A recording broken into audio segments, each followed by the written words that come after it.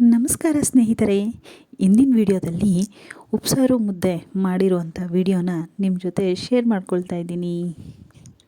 ನಾನಿವತ್ತು ಮಾಡಿರೋದು ಹಸಿ ತೊಗರಿ ಕಾಳಿಂದ ಉಪ್ಸಾರು ಮಾಡಿದ್ದೀನಿ. ಅದಕ್ಕೆ ನಾನು ಒಂದಷ್ಟು ತೊಗರಿ ಕಾಳನ್ನು ಬಿಡಿಸ್ಕೊಳ್ತಾ ಇದ್ದೀನಿ.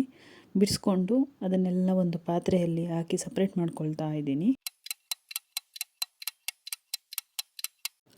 ಈಗ ಬಿಡಿಸಿ ಎಲ್ಲ ರೆಡಿ ಇದೆ.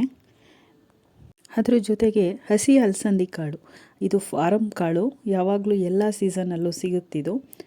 ಎರಡನ್ನೂ ಕೂಡ ಬಿಡಿಸ್ಕೊಂಡು ಎರಡನ್ನು ನೀರಿನಲ್ಲಿ ಹಾಕಿ ತೊಳೆದು ನಾನು ಒಂದು ಕುಕ್ಕರ್ನಲ್ಲಿ ಹಾಕ್ಕೊಳ್ತಾ ಇದ್ದೀನಿ. ಅಲಸಂದಿ ಕಾಳಿಗೆ ನಮ್ಮ ಕಡೆ ತರಗುಣಿ ಕಾಳು ಅಂತ ಹೇಳ್ತೀವಿ.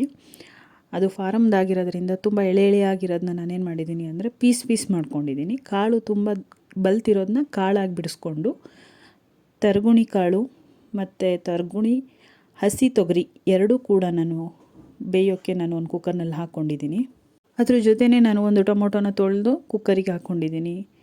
ನೋಡಿ, ರುಚಿಗೆ ತಕ್ಕಷ್ಟು ಉಪ್ಪು, ಒಂದು ಟೇಬಲ್ ಸ್ಪೂನಷ್ಟು ಮಾತ್ರ ನಾನು ರುಚಿಯನ್ನು ಆ್ಯಡ್ ಮಾಡಿದ್ದೀನಿ. ಅದನ್ನು ನಾನು ಸ್ಟವ್ ಮೇಲಿಟ್ಟು ಕುಕ್ಕರ್ ಮುಚ್ಚಳ ಹಾಕಿ 2 ವಿಷಲ್ ಆಗುವಷ್ಟು ನಾನು ಬೇಯಿಸ್ಕೊಳ್ತಾ ಇದ್ದೀನಿ. ಹಾಗೆ ಪಕ್ಕದಲ್ಲಿ ಒಂದು ಪ್ಯಾನ್ನ ಇಟ್ಕೊಂಡು ಅದಕ್ಕೆ ನಾನು ಮೆಣಸಿಕಾಯನ್ನೆಲ್ಲ ಹಾಕ್ಕೊಳ್ತಿದ್ದೀನಿ. ಯಾಕೆ ಅಂತ ಹೇಳಿದ್ರೆ ನಾವು ಉಪ್ಸಾರು ಮಾಡಿದ್ರೆ ಖಾರ ಬೇಕಲ್ಲ, ಹಾಗಾಗಿ ಖಾರಕ್ಕೋಸ್ಕರ ನಾನು 10 ಮೆಣಸಿಕಾಯನ್ನು ಈ ರೀತಿ ಹಾಕಿ ಪ್ಯಾನಲ್ಲಿ ಫ್ರೈ ಉಟ್ಕೊಂಡಿದ್ದೀನಿ. ಹುರಿದಿದ ನಂತರ ಅದನ್ನು ಒಂದು ಮಿಕ್ಸಿ ಜಾರಿಗೆ ಹಾಕ್ಕೊಂಡೆ.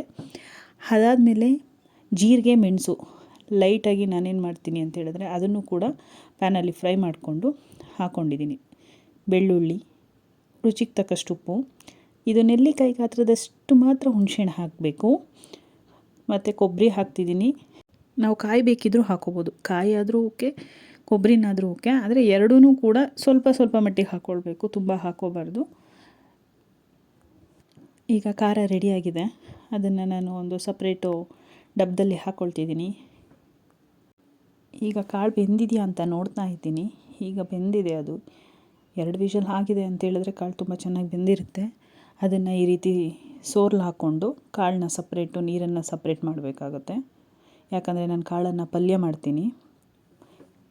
ಉಪ್ಸಾರು ಖಾರ ನಾನು ರುಬ್ಬಿದ್ನಲ್ಲ, ಅದೇ ಜಾರಿಗೆ ನಾನು ಟೊಮೊಟೊನ ಹಾಕ್ಕೊಂಡಿದ್ದೀನಿ.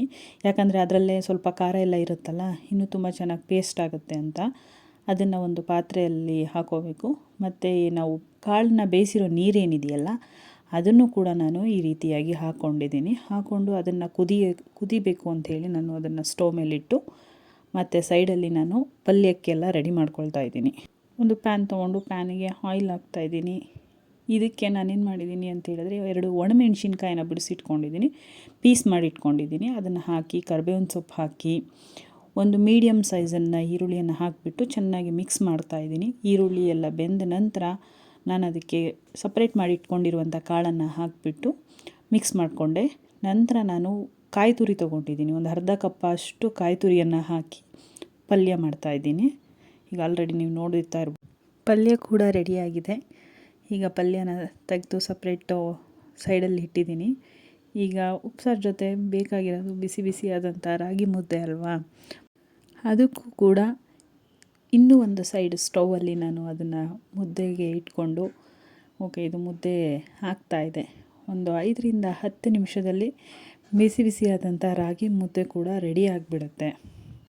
ಸ್ಟವ್ ಮೇಲೆ ಅದನ್ನ ಓನ್ಸೋಕ್ಕಾಗಲ್ಲ, ಹಾಗಾಗಿ ನಾನು ಅದು ಸ್ಟವಿನ ಕೆಳಗಡೆ ಇಳಿಸಿ ಅದು ಓನ್ಸಿ ಮತ್ತು ಇಟ್ಟು ಒಂದು 2ರಿಂದ 3 ನಿಮಿಷ ನಾನು ಅದನ್ನು ಬೇಯಿಸ್ಕೊಂಡೆ.